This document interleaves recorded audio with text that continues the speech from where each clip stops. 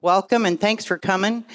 This talk is co-sponsored by the American Institute for Aeronautics and Astronautics Hampton Roads section, and it's also co-sponsored by the Aeronautics Research Directorate.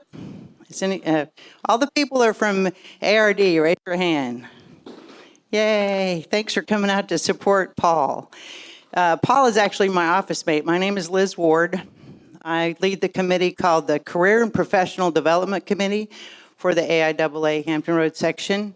And that's why we're doing these seminars, is to help young people and young professionals, but anyone really, no matter what their career level, to learn more about how to be more effective in your job and on teams if you happen to be on a team. And most people are going to end up working on a team at some time in their career. So Paul has tons of experience with teams, leading teams at NASA, interagency teams, inter-center teams, and he was in the Air Force, and he's a pilot, and he likes to fly planes. So I'll let him tell you the rest about his story, but Paul, thank you so much for doing this. Can everybody hear me? Yeah, I usually don't have a problem with that. So this is going to be leading effective teams. I see actually a couple of people that were here from last year's time I presented this. So a lot of it's repeat and some of it's new, because usually I use the same slides but tell a lot of different stories. So, all right. So who is this guy up here? Everybody's got a bio. You can read it. But did they really tell you who a person is? They tell you anything about why they're here? It's more of a list. I went in the Air Force, got trained as a heavy lift helicopter mechanic. During that point, I started going to school, blah, blah, blah, right? But the real story on part of this goes back a little bit. You know, where you come from sometimes is very important. So where did my story start? I grew up in a little BFE town up in southwestern New York State. My graduating class was less than 100. Most people in the area, just like my family, were dairy farmers. And when I was 14, and you never know what will start your journey. You never know where it'll start. You don't know what that salient moment will do that changes your life. My day and my journey started when we went to Disney World. And I can't tell you a thing about going to see Mickey and all the characters and stuff. But still to this day, I can remember having my nose plastered to the window of a 757 Eastern Airlines, by the way, because they were the biggie back then, going from Buffalo, New York, down to Orlando. And I was absolutely fascinated looking out that window. It was the first time I'd ever flown, and it was like magic. And I was completely enthralled. And I had no idea where that one day would lead me. You know, because I will tell you, growing up on a farm, where both my parents worked 40 hours a week, I knew how to work. But I went to school, and when I got home from school, I started doing chores. And I didn't get done with chores until about 9 o'clock or 8 o'clock at night. And guess what?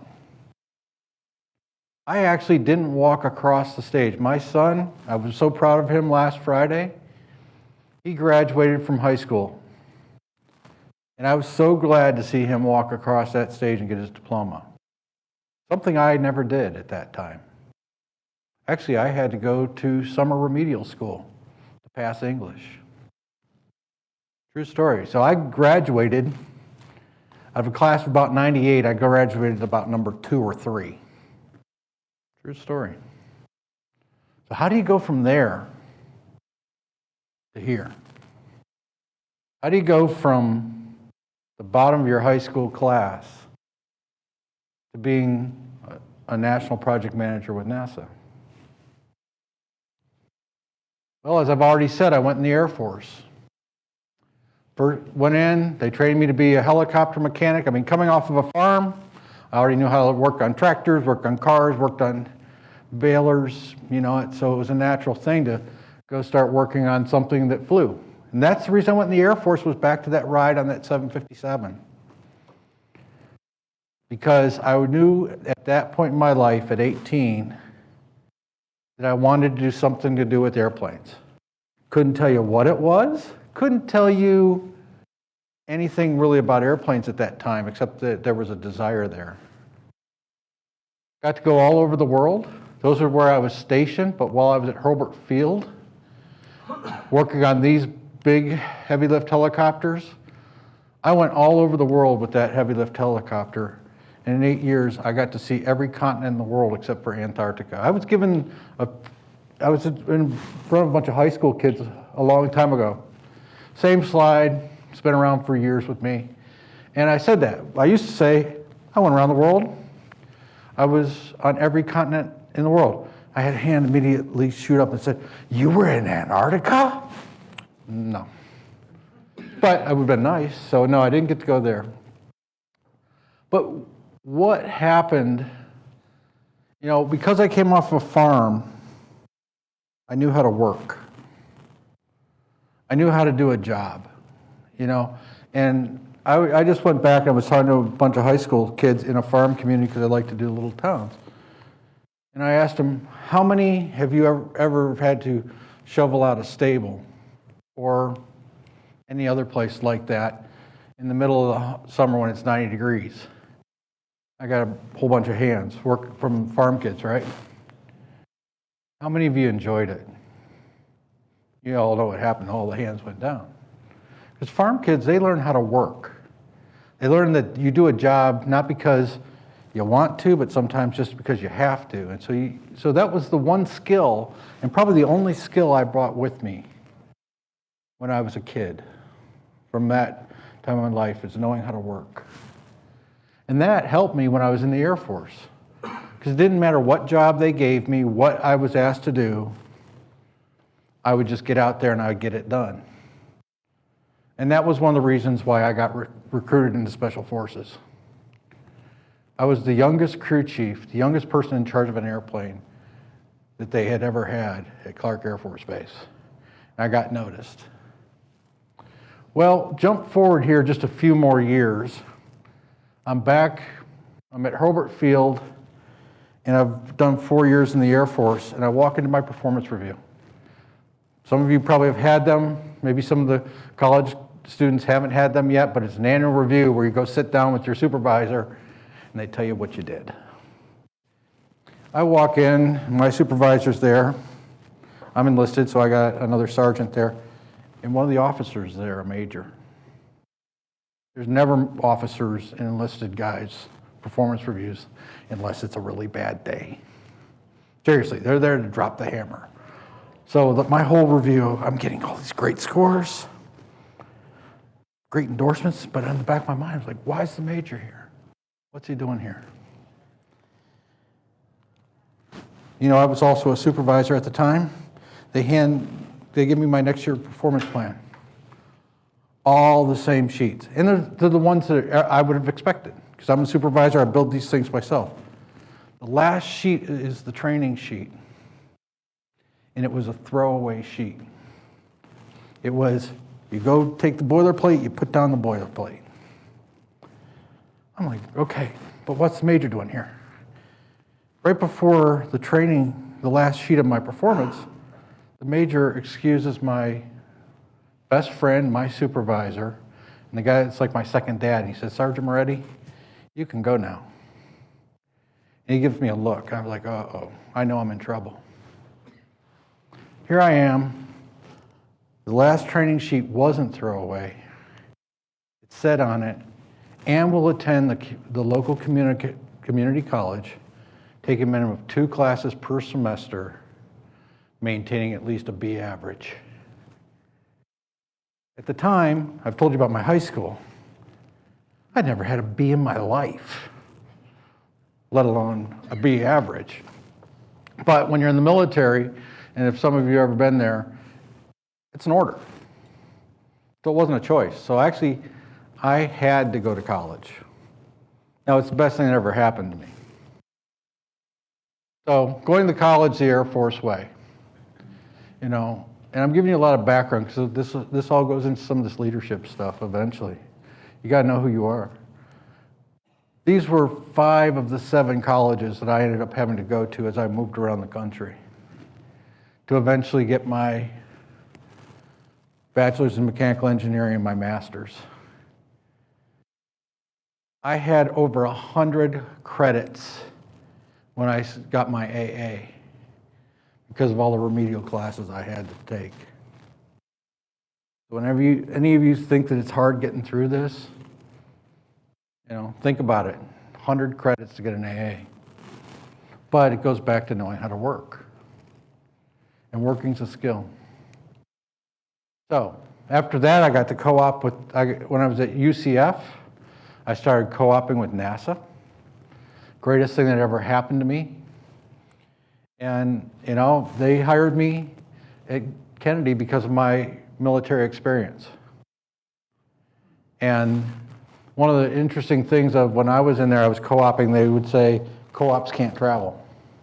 I already had 8 years of experience with the Air Force. I knew the rules and everything like that. I'd say, why?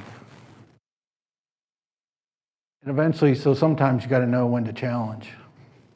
I worked on the space shuttle, you can see here, doing pressure systems and composite pressure overwrap pressure vessels and repair.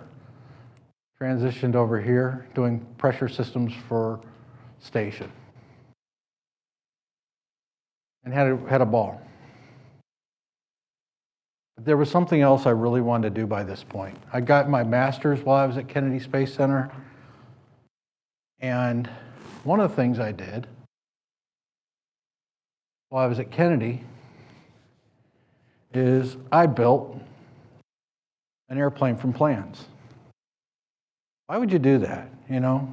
Actually, the reason I selected this one, this is a Raton Long Easy that I flew in 1998. It has about 350, 400 hours on it now.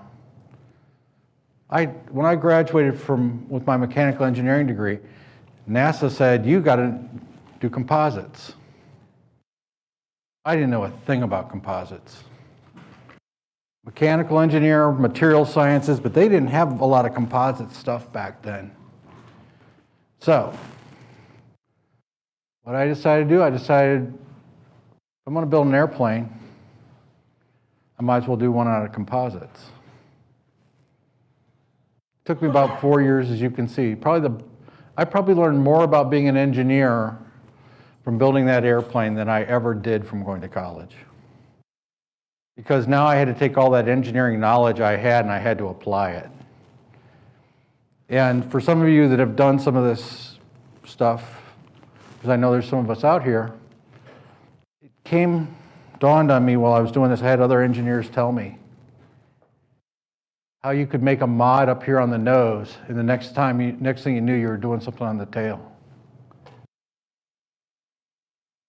How does it go from the nose, making a mod there, and now you're doing something on the tail to compensate for it? And I also now, this is the airplane I'm currently flying, is a 1967 Beechcraft Traveler, which I own with a partner. And you can see I'm a lot older than this picture, so. All right, so let's get into some of the other stuff. That airplane is what started me coming up to here. That's why I put it in there. This passion I've had for aeronautics ever since I was 14. One day, I'm out reading an article. It's in an airplane, it's in Sport Aviation. It's a magazine from the Experimental Aviation Association. And I see this thing about this project that's being started up at Langley called AGAT, Advanced General Aviation Transport Experiment. And I see this article, and all it is a bunch of cartoons in it, and this stuff about what they're going to do at Langley. I read that article, and that day I decided I was going to move to Langley. And I was going to work on that project, a project that had less than 25 people in it. How do you do that? Any of you ever thought about that? How do you target not only moving to another center, but moving to that center and moving to a certain project? It's not easy. You start picking up the phone, start making phone calls. This is before LinkedIn. This is before any of these big systems that we have today. But it's, how many of you have played the Kevin Bacon game? Anybody else? Just one? Just how many? 2, 3, 4, 5? You all know what it is, right? How can you connect this actor or this person to Kevin Bacon? Well, 6 degrees of Kevin Bacon, right? And the point of that is that everybody knows somebody that knows somebody, and if you get to 6 times, you probably know somebody that knows that person. And that's what I just started doing, calling up different people I knew and saying, hey, who do you know that's on this? Who do you know that's up there? It took me 18 months to get a new position up here. And oh, by the way, within 6 months I was on agate. The thing that is so amazing about this, and I use these pictures up here. This is what the panels looked like in the 1990s. General aviation was in the process of dying in this country back then. The thing I'm proudest of with this, it was a small little project, but this started my journey here at Langley, my journey into project management and stuff like that. We revolutionized general aviation because of the research that was done here at this center. And it started here with a dream. And I want you all to remember that. Dreams are important. Having a vision of tomorrow is important. And then when somebody tells you you can't do something, just don't listen. Keep figuring out how to make it happen. Because as long as you're not breaking like 1 or 2 laws of physics, you can probably figure it out. The ladder team, which I think they're in here, the Marty teams have heard me ask it because I sit in their areas, I'll ask them, how many laws of physics have you broken today? And you hear 1, I was like, okay. And it's been amazing what these teams have done. So what we did in agate is went from here to these glass panels, which now are common in almost all airplanes built since 2005, 2006. The interesting thing was back then was the FAA, I sat in meetings, the FAA says, you will never be able to put those flat panels in a little piston popper airplane. And every time they said we couldn't, we'd say why? And we'd write down the why. And then from that why, we would actually create a research portfolio to create the data that said whether they were right or they were wrong. And that's sometimes what research simply is asking the why question enough times and finding out what are the real answers to the questions. Or why can't you do something?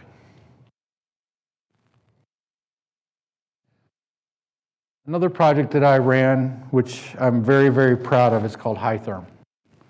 High Therm was the first time anybody had ever gotten infrared, fully resolved infrared imaging of the orbiter as it re-entered the atmosphere from space. And the neat thing with this thing was, and I'll talk about this a little bit later. So we put a team together of researchers from here at Langley. Actually, I think there's a couple people in here from that team. And we were told we were down in the White Room down at Johnson Space Center. And we were told that we had to do all of our operations without interfering with the reentry crew. Couldn't talk to them, couldn't talk to them, couldn't talk to them. We had one person from Johnson on the whole team, Dr. Jenny Gruber. She was a reentry FIDO, flight operations. And she was running our whole team. She was the one we brought in. She trained our team in mission operations. I was told, are you crazy? You're going to bring a bunch of researchers from Langley and you're going to train them in mission ops? Are you nuts? I said, yeah, we would. Because I'll tell you, one of the things you learn as a leader, look at the quality of your people. Look at who they are. Look at the quality of what they bring to the table. Don't look at what's on their resumes. The resume is only what they did yesterday. What they're able to do tomorrow is not based on they've already done. Now, experience helps, don't get me wrong, but understanding the people and their way that they want to go in and work the problem is much more important. We were told, the ground rule was, we were not allowed to talk to mission operations. Well, this was the track 201 that the orbiter was supposed to come in on. We had trained and we had trained and we had trained and we had trained for everything that we could think of on off-nominal situations. What could we do? What could happen? Well, the one thing that we never trained on, we trained on wave-offs and wave-offs and wave-offs. We have an airplane, it's called Cast Glance, an Navy P-3 Orion that's right here, just between Florida and Cuba, and we get a one wave off, one time around wave off. That means we got 90 minutes. Crew calls up, and they say, hey, we need to deploy. We need to redeploy from here to here.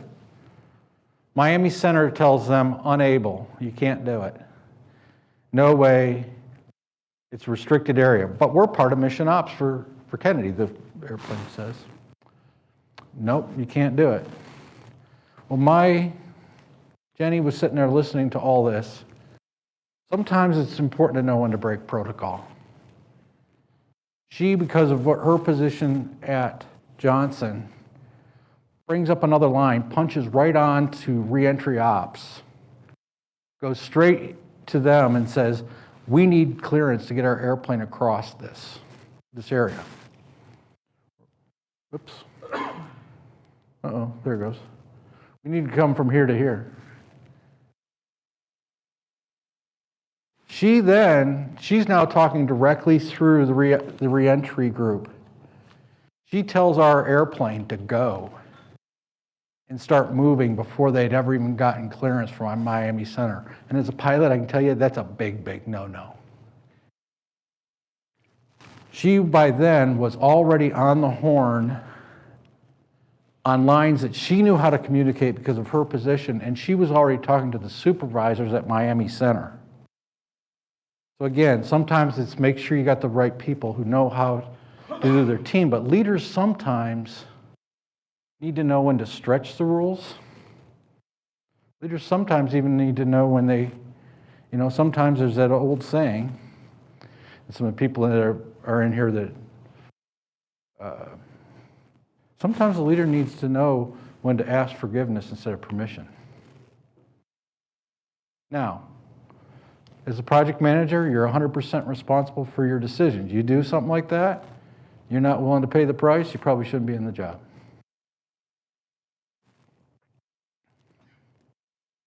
Here's a neat project I just finished up. It's called Viper. Here a couple of years ago, I'll show a video. There's all these active volcanoes around the world. But by the way, the high therm was the first thing I'd ever done that had never been done before. No one ever had done it. This was the second. So you got all these active volcanoes, and as many of you may have remembered here a couple years back, there was an Icelandic volcano, I'm not even going to try to pronounce it, that erupted and blocked off all the European airspace and all the routes coming from America to Europe. But what we did to answer that is why they did it was they didn't know what would happen to the engines when they sucked in all the volcanic ash. So we developed a team and developed a capability, and you can see it right here. This is the volcanic ash rig.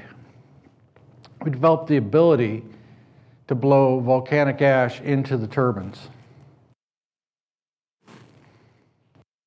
As you can see here, this is a nice animation of it.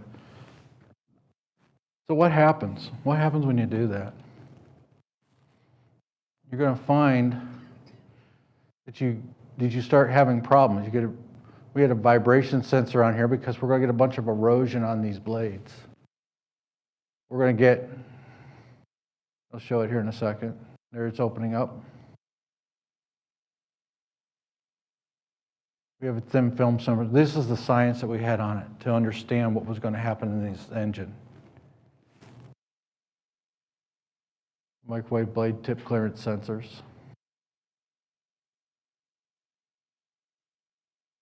We have an atmospheric sensor.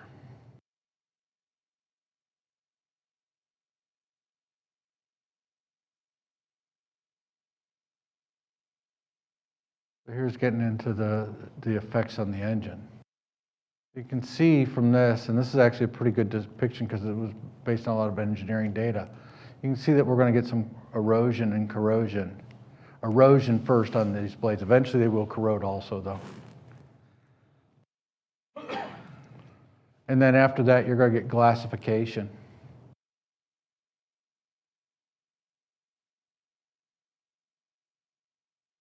What happens is the volcanic ashes coming through the engine is it liquefies, right? Turns into a glass. And then from that, it's going to accumulate on all the veins and stuff. And here's pictures of the actual inside of the engine from when it was done. So for all the engineers in the group, why? I mean, so we're purposely putting foreign object damage into an engine on wing with 20 people on the airplane. How many of you remember from Physics 1, maybe Physics 2, how much energy can you store in rotational mass? Anybody remember? It's infinite. You can store infinite energy in rotational mass. That's why high pressure turbines on jet engines are so dangerous. 757, about 10 years ago, was on the maintenance pads out at LAX, liberated a high pressure turbine. Came out the side of the engine, went through the fuselage, and lodged into another airplane that was actually on the flight line, taking passengers. It was almost 2 miles away.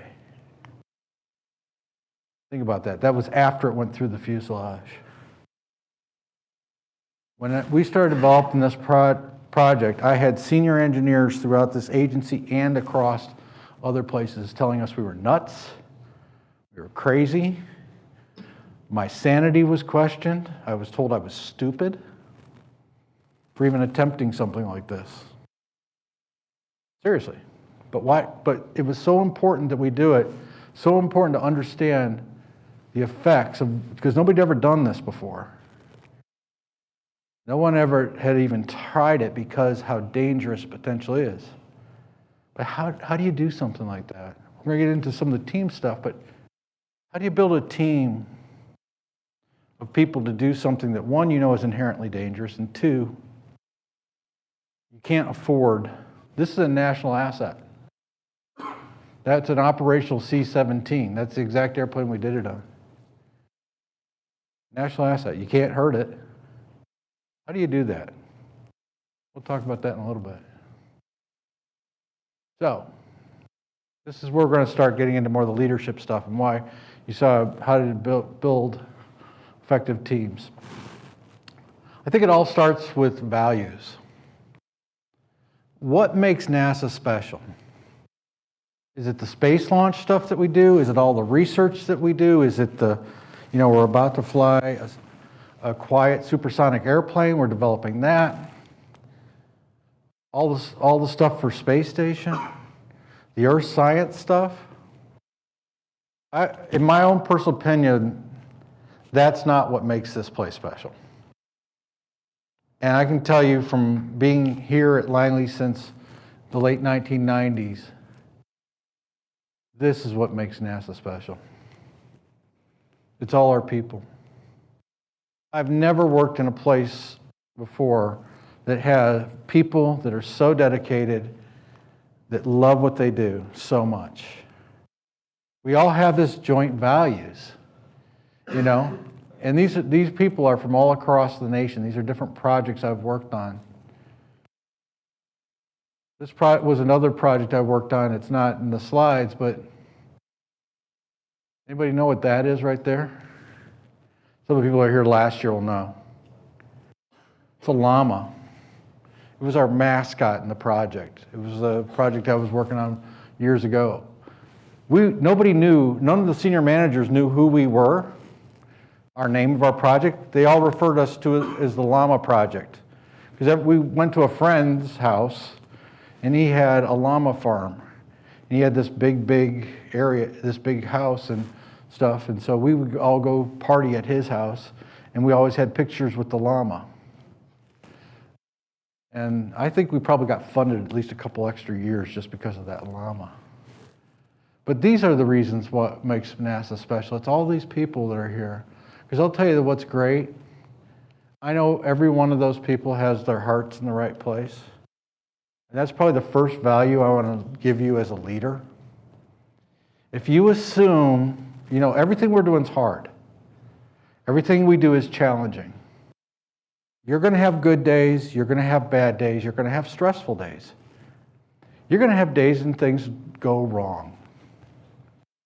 But if the first thing you assume is that everybody's got their hearts in the right place, everybody's giving it their best, everybody's trying to make the best decisions they can make, not based on your values, but based on their values. When something goes wrong, you avoid the first tragic mistake as a leader is shoot the messenger or blame the person. Because most of the time, if you sit there and you look, something went wrong, and you take the people out of the equation, they were trying to make the right decision. They were doing their best. Everybody that's here is smart. They all got they're doing their best. Okay, let's take that off the table. Now you start peeling back the onion and you start looking for some of the other things that can be out there. What happened? Is it a process? Is it a procedure? Did you not have the right safety constraint in place? That's what you have to start thinking about.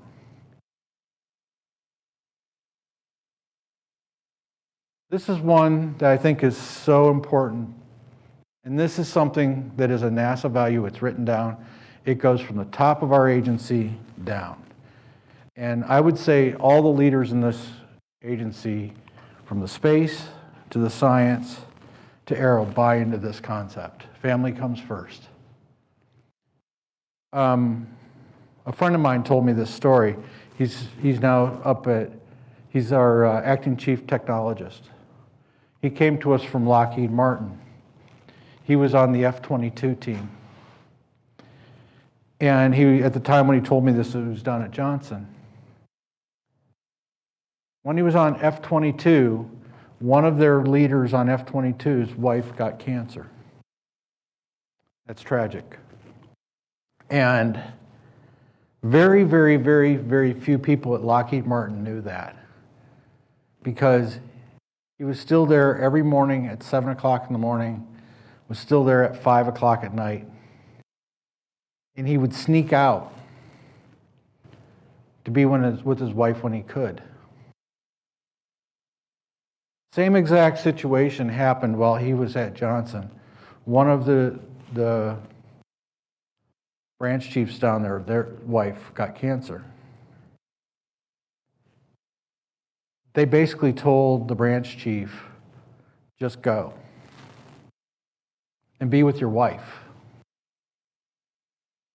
And I have a similar situation going on right now in my program.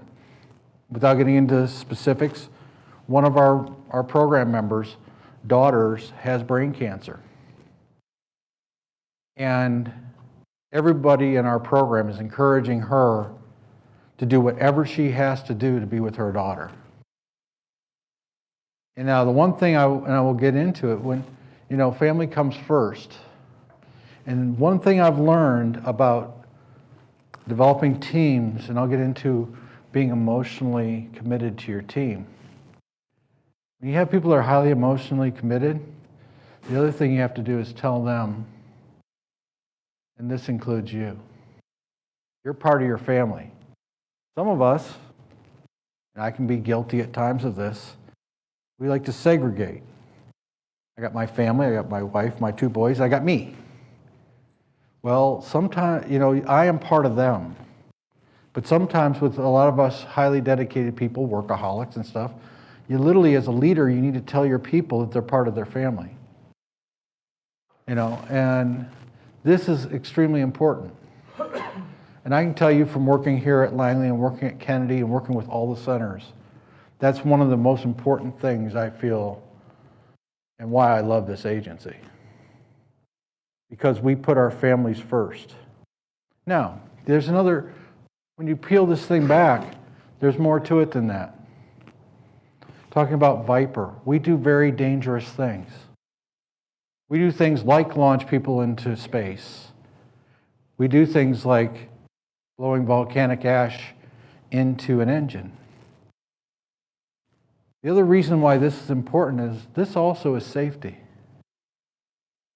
If you're here at work and your mind is not here at work because, your kid has the flu at home, something's going on that needs your attention,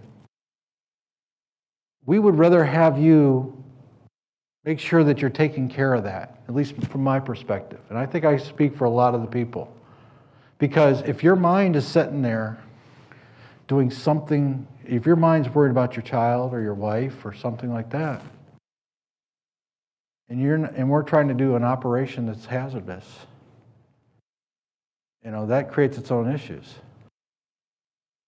So every one of these things has layers. That's what I'm starting to get at. Yes, it's important we want to do that first, but then the other side of it, there's a safety thing here. I gotta watch my time. All right. Value as a leader.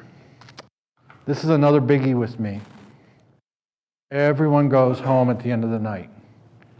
I know that we're not talking now a lot about NASA stuff, but as a leader here at NASA and as a project manager, this goes with that first one. Your family comes first, and this includes you. Everyone goes home at the end of the day. In a figurative sense, because sometimes we're working long stuff.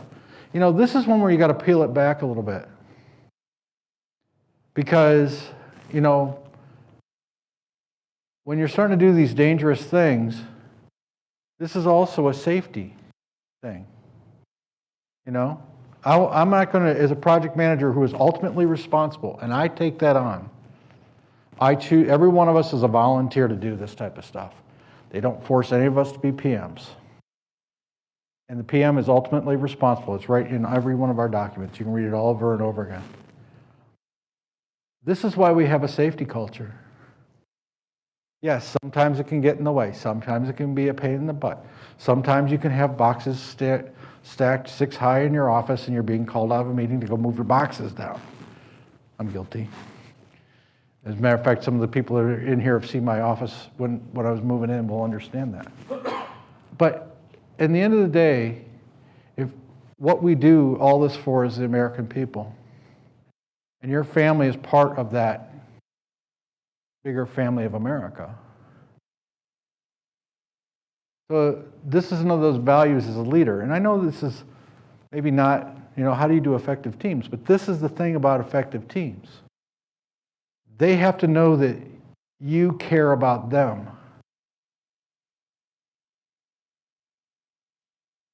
Because one of the things, here's another one. Lead, follow, get out of the way, Thomas Paine. And I can tell you, when I first started as a project manager, first time I was told this, I was like, yes, I'm a project manager. My job is to lead. So it's all about setting a vision, figuring out Gantt charts, getting everybody lined up. We're going to go over here. Then I start, one day, I was hard charging, And some of the people in here know that one of my mentors was Dave Bowles, who is our center director now. And Dave pulled me off to the side and he said to me, Paul, if you look behind you and no one's following, are you really leading? I was like, what? What do you mean? But he was right. Figuratively, when I looked back, I was the only one there. So one of the things I've learned is that over time, these are all equals. There's a time for a leader to lead. There's a time to follow. And there's a time to get out of the way. But choose. Because all of these choices could be the right choice at a given time. I was running Viper, and we were supposed to end. Then all of a sudden we got a 12 o'clock midnight call that said, hey, we want you to now put this team back together. And oh, by the way, instead of having a year to do your imaging, you got 6 months. Here's the money. Do you guys want to do it? So myself and Tom Horvath, who was the principal investigator, we got the whole team back together. It was like the first or second week of October when we were all supposed to be shut down. And we had an hour or 2 hours to have a meeting with our team, see if we get them back together, because we're going to be asking them to give up all their holidays, all their weekends, family time, all that stuff, which was violation of, the family comes first thing. We took it seriously. 5 minutes into the meeting, 5 minutes, I had an hour. I literally got thrown out of my own meeting. They threw me and Tom out. If we hadn't left, after we told them, Shuttle's going to give us the money, we got 6 months due, and we were told, boss, get the heck out of here, we got work to do. That's when there's that get out of the way. And I can tell you that team would have physically, and I'm a big guy. Tom's bigger than I am. He's taller than I am. That team would have physically removed us from the room at that point. That's what you call a highly motivated team. That was a team, the first team I ever had that had esprit de corps. First team I ever built that had that. It was emotionally committed. And that's what this is all about. All these values things, all this stuff we're talking about. How do you get your people to be emotionally committed to something that's bigger than just themselves? How do you get them to be emotionally committed to what you're trying to accomplish as a group? Because once you have them committed to that, it's a force multiplier. Something that they will come to work and it has nothing to do with the leadership is figuring out how to bring them together as a team and make them want to be together. Like having a logo. I see a couple people with logos here. Why do we have logos? You ever thought about it? Every one of my teams I've ever had, we always develop a logo. Because you look at that Viper slide where you see all these different companies that were on it. Because a logo gives something for people to identify with. Just like your sports team, just like your mascot at your school. It gives you an emotional connection. We're all Hokies, right? Or whatever school you're from. Now the big thing here is all these choices may be right choices given a certain amount of circumstances. What are your circumstances? You need to know what's going on. This is situational awareness stuff. What does your team need? You should always, as a leader, you should always be mentally there before your team gets there. In your mental mind. But in the end of the day, most of your time is sitting back watching. You're not spending enough time watching what's going on, asking yourself, what's the dynamic? What's going on in my team? You're probably not being effective. Because if you're not sitting back looking, You can't see. I know that sounds dumb, but another thing about leadership. Always be able to answer these questions. Who, what, why, where, when, and how. And every good vision statement should cover these. The wisdom and experience is knowing the order in which to put them. A lot of us often start with what, but sometimes it might be better to start with who. Who do you have? That might just decide what you want to do. A great vision statement, the more simple the statement, the more powerful it is. You know, Kennedy's statement is probably the one that's most salient for NASA. Does it cover this? Yeah. I believe that this nation should commit itself to achieve the goal before this decade. There's a time, right, when is out to land a man on the moon, where, and return him to Earth safely. The only thing it doesn't have a how in there. If you listen to the rest of the speech, it definitely tells you why, right? So always when you're having issues, go back to these questions. Who, what, why, where, when, and how. If you find that you're struggling with answering one of them, spend some time looking at it. Because it's within these questions, a lot of the things are the simplest questions. I was just in a review with one of these student teams, and the feedback they gave me at the end of it was, God, you were hard on us. And the thing was, I was asking first principle questions. I was asking them the simple questions, not the difficult questions. Because when you take it down to the simple questions, most of us as engineers, we've already thought into the real technical stuff. But sometimes you need to back it up. Leadership. Another one, solve the problem, don't make the problem. Okay? This is a representative of a guy that I had when I was first at NASA. He was a branch chief, and he liked to come into a meeting, and we called him the grenade thrower. He'd come in and he'd toss a grenade, a figurative grenade, in the room and create all this chaos. Stir the pot. And they'd leave. Because in his mind, all that drama and stuff was a way of solving the problem. I was like, no, you're making the problem. But when you have a team, let's say we've developed this team that's highly emotionally committed now. They want to be there, they want to do this stuff every day, and stuff like that. Emotionally committed. As a leader, you have to realize, and believe me, it was a conscious effort to get these people to be emotionally committed to this thing. I was making conscious choices to make sure that they, together they wanted to succeed. Guess what happens? You got to be able to take the good with the bad. When you have your people that are emotionally committed and things get stressful or there's some problems, people's emotions are going to come out. What happens when you have two engineers who are sitting there having a screaming match at each other? Is it their fault? Absolutely not. And this is where it gets hard as a leader.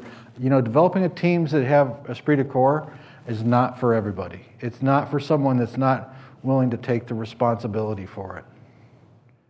Because your job now, because you as the leader did this, is to protect them. Your job is to make sure that they are going to be okay. Because in the end of the day, you realize that the force multiplier that you've created through their emotional commitment is more important than sometimes you're going to get a flare-up here and there. And this is probably a little bit counter to some of the things you've heard or been taught. And it's different. Because I can tell you, I would definitely feel like I had screwed up big time if something out of that created an HR action. Because obviously I had made a mistake. It also goes into know your people. So why do I say that? Sometimes solving the problem by doing something like creating this great team often creates its own problems. So are you solving the problem or are you making the problem? And the balance between that, in the end of the day, can be harder to understand than you think. But sometimes you're in a meeting and you can see things are just not working right, so you know that there's a problem to be solved. All right. This one I have purposely stolen from the Boy Scouts. The big thing here is we teach young scouts, when we're teaching them how to hike, we teach them this acronym. It's called STOP. Stay calm, think, observe, and plan. You know, what's the big deal here with this one? You're gonna have bad days. I promise you. You're gonna have things that are going wrong. You're gonna have times when it's not going per plan. What do? I like to think, and I've taught a lot of the sub-project managers and other people that I've worked with this acronym, STOP. Because when you're faced with serious things, when you're mentally lost, which happens to all of us, you're fatigued, your emotions are running high, all these different things which cause adrenaline. You know, one of the things that comes into this, recently, about a year ago, I took wilderness first aid with the Boy Scouts, where we go out and we practice all these scenarios that are life-threatening scenarios. How do you set an arm? What do you happen if you have a severed arm? You know, stuff like what happened up in Washington here just recently. How do you handle that? And the first thing they teach you when you're coming up on a scene like that is to actually take a moment. This is life-threatening stuff. People are dying. To step back, relax for a little bit, and find your Zen spot. Find the spot within you so that you can rationally approach this thing. And that's your stay calm.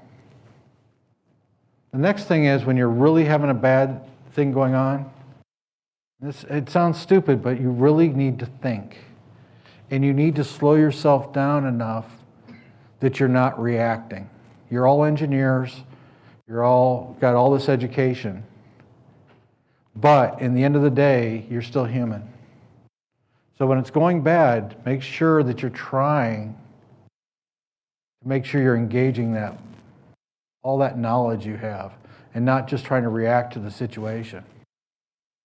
Observe. It comes after think. See what the heck's going on around you. Is there something out there that's causing this that's not in the clear view? Do you have a peripheral thing going on? Observe the situation. Develop a plan. This is what you haven't taken action yet. But you better make sure that you've gone through these steps and you have a plan of attack before you just come into it. Because you're going to have bad days. And when you do, there is sometimes on a bad day, there's not a preordained way you got to handle it. You're now in a tactical situation. But if you follow these steps, they'll help you. You know, and it's just important to think about it as the leader. Now, this is my get off the stage slide. I will tell you that I feel so blessed and so privileged to be part of this agency. I've seen amazing things while I've been at NASA. And for a farm boy who almost didn't graduate high school, to be standing in front of you, it's very humbling. You know, I love this place. I love Langley. The people here are, I describe them as my big dysfunctional family, because we are dysfunctional. I mean, there's a lot of people that have been here in the agency or at Langley for a while. I'm seeing them nod their head. They sort of get it. And for those that this is their first summer here, welcome. I hope that we see you many, many times. I know that I'm seeing some repeat faces, some people that have been here for many, many summers. But I can tell you that I am absolutely an example of not only living the dream, but the American dream come true. If you had told me when I was 14, living on that farm up in upstate New York, that I would be a project manager for NASA, I would have thought you were drunk or smoking something. I mean, it was not in the realm of my possibilities. It wasn't in the realm of something that even happened to people like me. So if I can start from where that was, think about where all you are starting from. And so the last thing I'll say is, with that, I hope you all are able to accomplish a lot more than I've been able to accomplish, because you're starting off from a much better place. Thank you. I'm sure Paul will take questions, but I know it's been an hour. If you have to leave, just excuse yourself. If you want to stay and listen to Q&A, then feel free to stay. And please speak up if you're going to ask a question so that we can hear you.